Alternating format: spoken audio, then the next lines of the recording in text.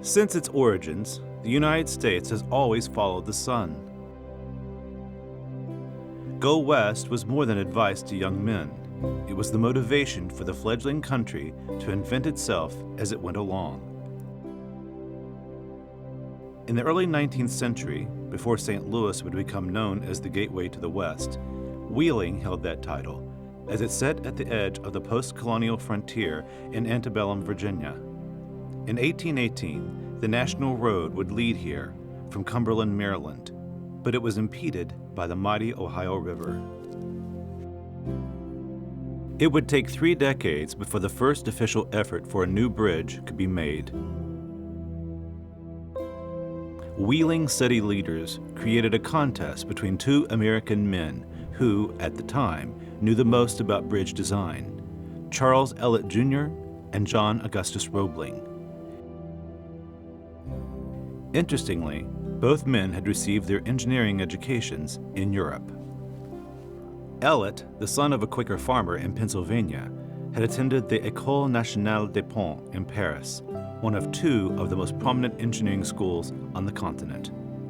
Roebling was born and grew up in the Kingdom of Prussia and immigrated to the United States in 1831 at the age of 25, but not before studying architecture at Bau Academy, the Royal Polytechnic School in Berlin, the other most prominent engineering school Europe had to offer. Each man had great accomplishments under his belt, having built canals, bridges, and railroads. Roebling submitted a timid design that would require the use of piers in the river, thus impeding navigable traffic. Conversely, Ellet's design boldly crossed the water, using piers on dry land with no impediments on the river. The committee chose Ellet's design for practical purposes. It would be the first major project for Ellet, and the last time Roebling would be timid with his ideas.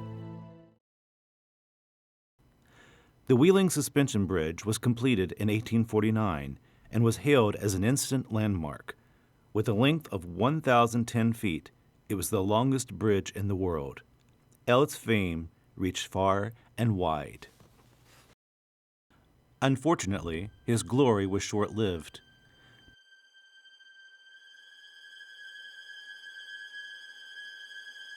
Two years after opening, high winds rocked the bridge, twisting and contorting it, until eventually the center span collapsed.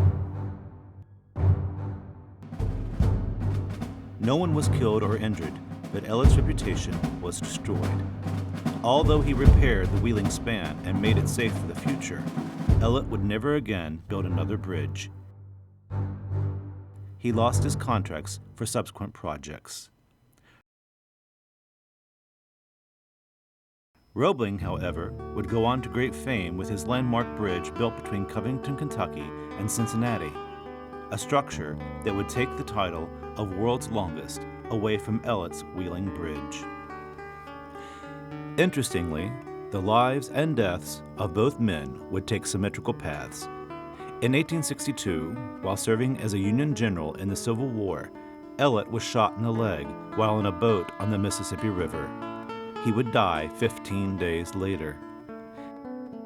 In 1869, Roebling was researching the site for what would become his masterpiece, the Brooklyn Bridge.